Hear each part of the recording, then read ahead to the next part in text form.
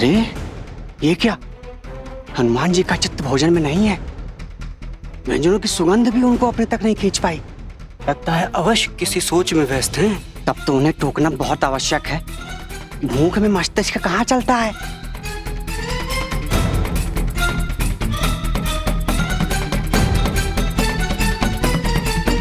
हनुमान जी, भोजन सज है। आप हनुमान जी, हनुमान जी।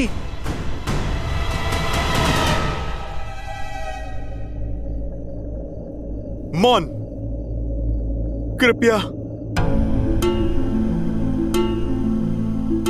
देख नहीं रहे मैं कैसी चिंता में खोया हुआ हूं? आप भोजन वहां रख दीजिए। भोजन में भी ध्यान नहीं। लगता है समस्या गंभीर है। कहीं युद्ध शेष तो नहीं है।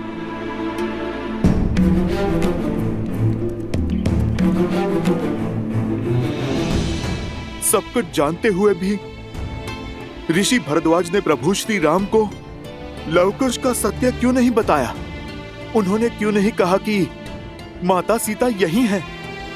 भगवान वाल्मीकि के आशीर्वाद से प्रभु श्री राम का माता सीता से मिलन क्यों नहीं करवाया? प्रभु को कितनी प्रसन्नता, कितना सुख मिलता ये जानकर कि अभी अभी वो जिनकी प्रशंसा के पुल बांध रहे थे वो उन्हीं के पुत्र हैं।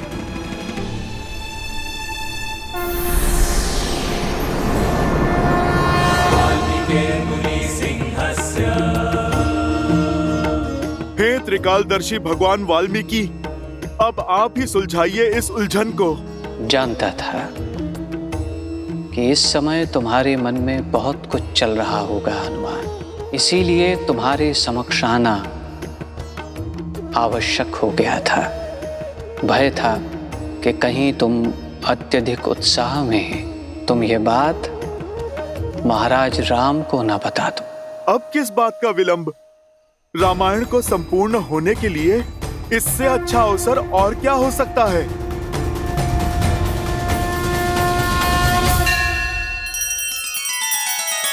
श्री रामचंद्र कृपालु भजु मन हरण भव भय दारुणम। नव कंज लोचन कंज मुख कर कंज पद कंजारुणम। सिया राम, सिया राम, सिया राम, सिया राम, सिया राम, सिया राम। लगता है मानो हमने माता का विश्वास ही खो दिया है। मैंने तो कहा था कि हनुमान जी को हमेशा शुभ होने का संदेशा हुआ है, किंतु माता है कि हमारी बात ही नहीं सुन रही। और न जाने ये ऋषि भारद्वाज कहाँ रह गए। क्या करे भैया, शिविर की ओर चले? नहीं कुश, हम भगवान वाल्मीकि की आज्ञा से आश्रम में आए थे, तो उनकी बिना अनुमति के हम बाहर भी नहीं जा सकते। किंतु हमने शीघ्र ही कुछ नहीं किया तो? तुम्हें जो करना था कर चुके। ऋषिवर, भगवान वाल्मीकि को जो करना था उन्होंने कर दिया। अर्थात?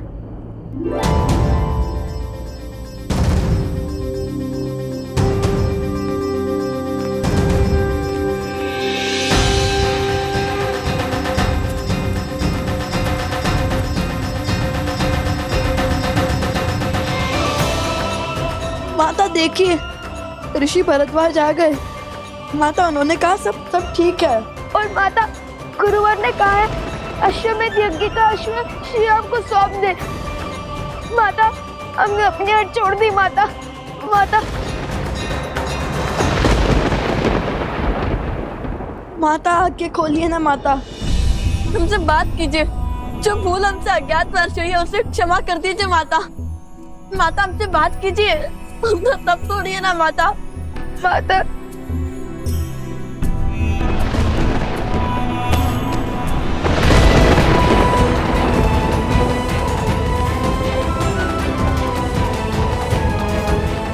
माता आंखें खोलिए ना। माता अपनी आंखें खोलिए ना। माता, क्यों अपने पुत्रों की बात सुनकर भी आप अनसुना कर रही हैं? आपके रोष के साथ कैसे जी पाएंगे हम? माता, तुमसे केवल इतना ही कह सकता हूं कि जो वचन तुमने मुझे दिया था उसे निभाओ। जब तक इस सत्य को मैं स्वयं रघुकुल के समक्ष और अयोध्या वासियों के समक्ष न ले आऊं, तब तक तुम किसी से नहीं कहोगे कि लव और कुश रघुकुल के ही वंशज हैं। ठीक है भगवान वाल्मीकि, आपकी इच्छा के पीछे अवश्य ही कोई बहुत महत्वपूर्ण साध छिपा होगा। आप निश्चिंत रहें, ये राम भक्त हनुमान अपना वचन अवश्य निभाएगा।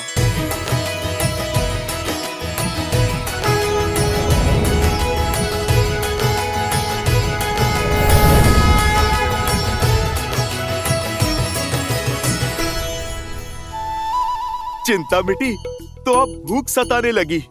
चलो कुछ खा ही लेता हूँ।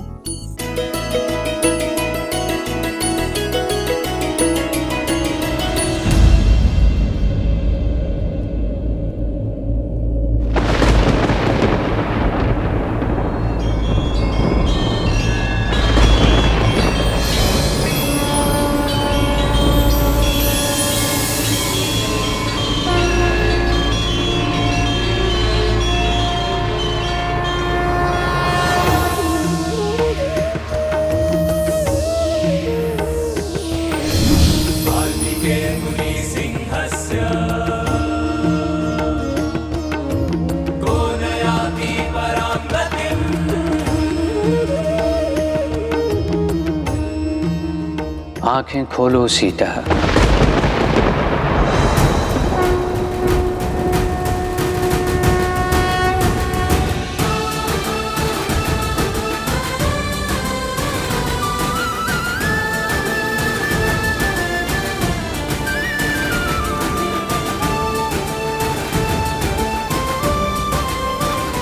प्रणाम भगवान वाल्मीकि जी।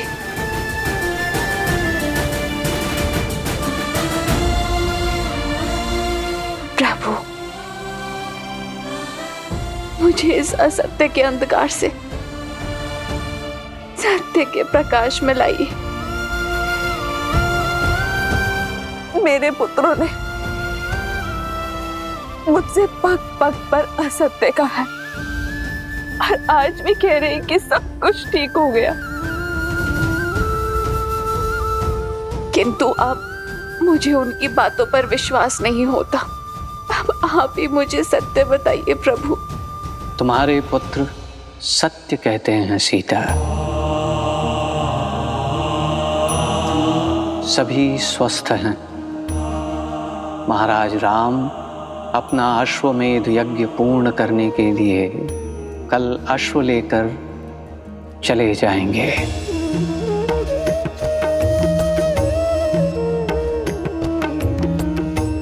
किंतु मैं यहाँ केवल ये कहने आया हूँ कि मेरे शिष्यों ने कोई अधर्म, कोई भूल नहीं की, बल्कि उन्होंने तो मेरी सीख को और आगे बढ़ाया है। अयोध्या में जो लोक अपवाद फैला, जिसके परिणाम स्वरूप अयोध्या वासियों ने अपनी ही महारानी पर लांछन लगाए और जिनके सत्य होने का कोई प्रमाण नहीं मिला। मैं मर्यादा पुरुषोत्तम राम नहीं हूं। मैं ऐसी स्त्री को नहीं अपनाऊंगा जो किसी अन्य पुरुष के साथ रहकर आई हो।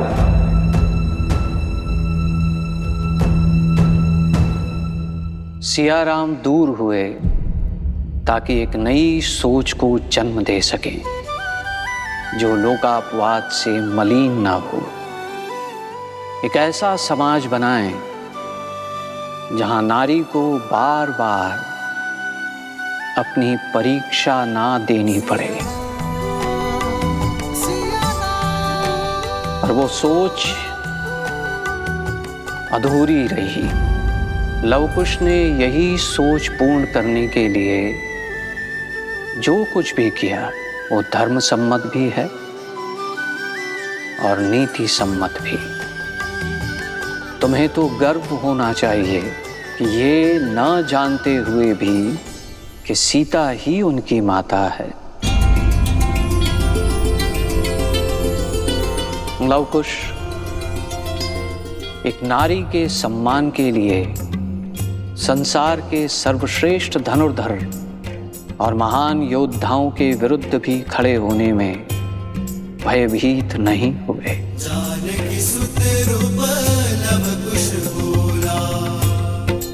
सीता, तुम्हारा वनवास अब अंत तक पहुंचने को है। जिस प्रकार हर घटना के पीछे एक कारण होता है, उसी प्रकार ये युद्ध भी वही मार्ग है जो तुम्हारे अधिकारों को एक नई पहचान देगा।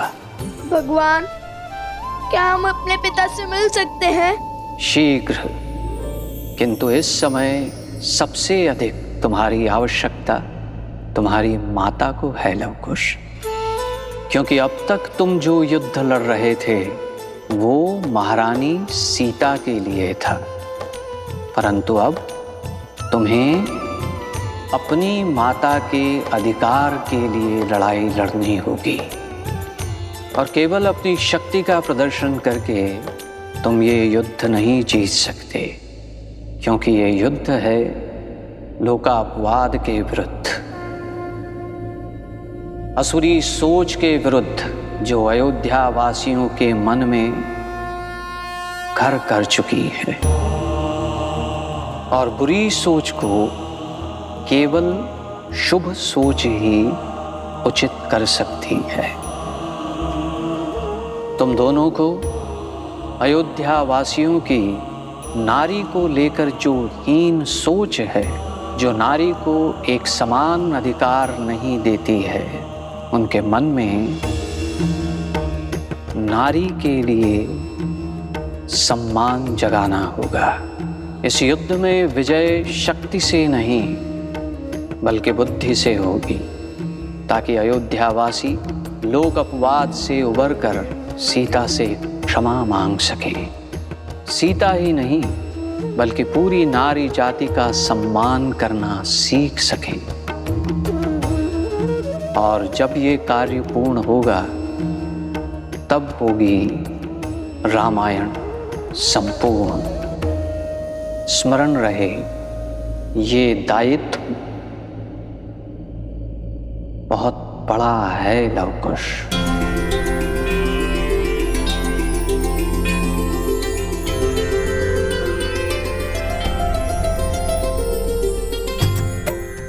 अपनी माता के चरणों की सौगंध है गुरुवर। अब रामायण को संपूर्ण करने के लिए हम अयोध्या वासियों की सोच बदलेंगे। अपनी माता पर लगे हर लांछन को धोएंगे। हम रामायण संपूर्ण करेंगे।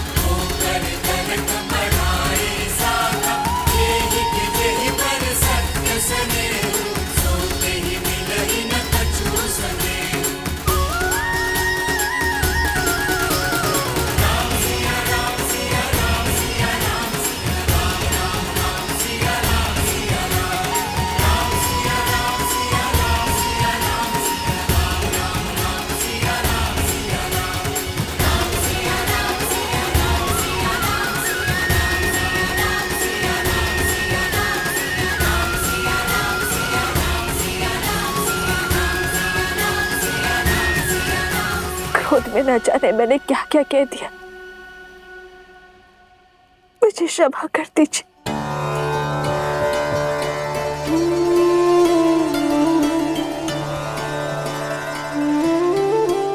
ऋषिवर,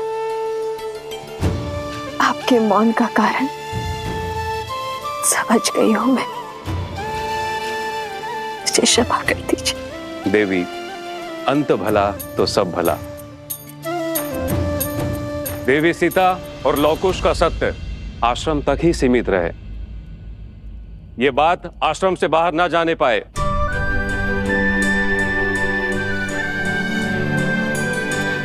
महारानी सीता, धन्य हुई मैं कि मेरा समय आपके सानिध्य में बीता, आपके आशीष छाया में बीता।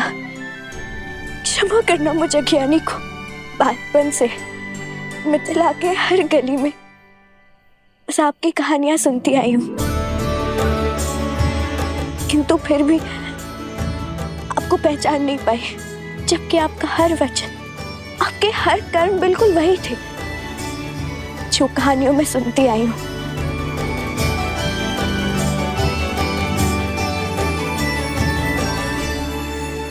अरे, जब हम नहीं पहचान पाए तब आप कैसे पहचानती?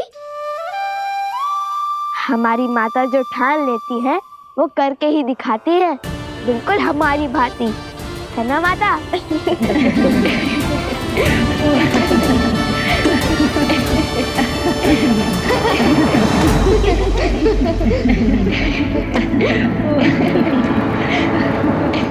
बस बंद करो मेरी हार पर उड़ रहे इस उपहास को, मौन करो इन सबको।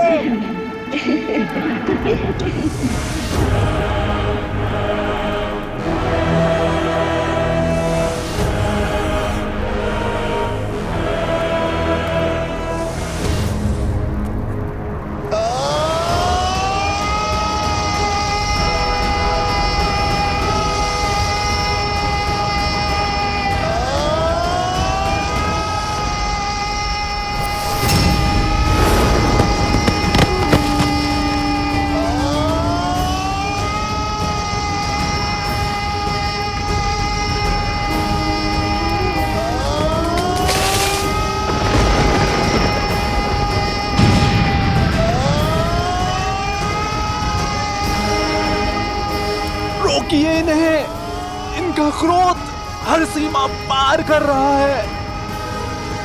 कहीं रघुवंश का अंत करने वाले का ही अंत ना हो जाए। रुक जाइए भैया, शांत हो जाइए, शांत हो जाइए भैया, शांत हो जाइए भैया, शांत हो जाइए।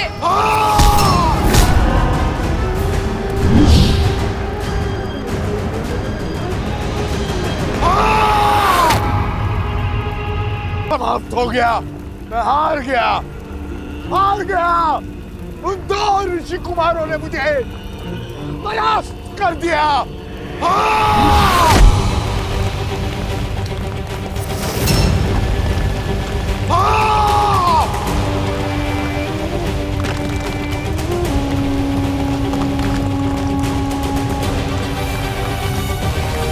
चलिए चलिए यहाँ से। नहीं, मैं अपने भाई को छोड़ के कहीं नहीं जाऊंगी।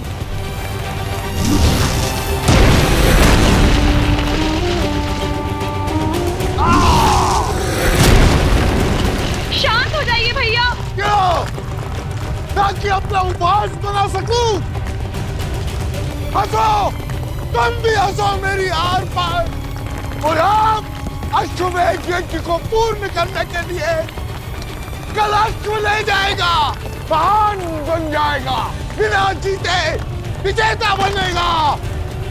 और मैं यार को अपनी हार का उत्सव देखने अपने वंशजों को क्या मुख दिखलाऊंगा मैं। क्रोध और अहंकार में दशानन रावण ने अपना अंत कर दिया था भैया, और अब यदि हमने ये युद्ध बुद्धि से नहीं लड़ा तो हम भी हार जाएंगे भैया। रुक जाइए, अपने आप को विचलित करना बंद कर दीजिए भैया। अब लड़ने को बचा क्या है शूर्पणखा? बोला, भारतवर्ष पर राज करने वाला है, सीता की प्रतिज्ञा का अंत होने वाला है। लंकुश अयोध्या की प्रजा की सोच बदलने चले। मैं कुछ नहीं कर पाया, हार गया मैं। हार तब होती है जब व्यक्ति प्रयास करना बंद कर देता है भैया। मार्ग अभी बाकी है, अश्वमेध यज्ञ अभी पूर्ण नहीं हुआ है भैया। और लवकुश अभी तक अयोध्या नहीं पहुंचे हैं भैया। सोचिए भैया, यदि लवकुश अयोध्या पहुंचे ही ना तो